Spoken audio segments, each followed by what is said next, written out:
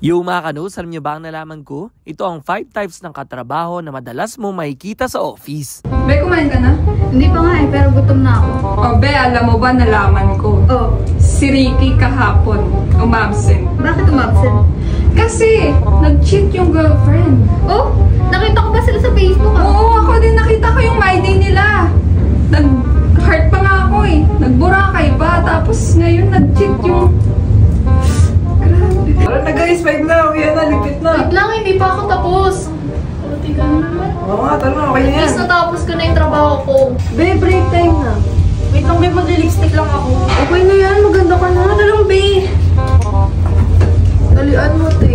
Okay na, let's go. Tara na. Uy, may sahod na! Ika na! May sahod na, pre! Okay. Wait, pingin mo. Wala bang spicy? Ano kayo? Be, may panula? Siyempre meron. Meron tayong Miracle Barley.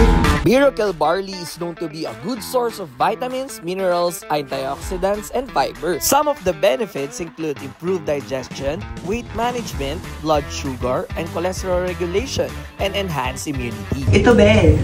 Ay! Dessert na lang?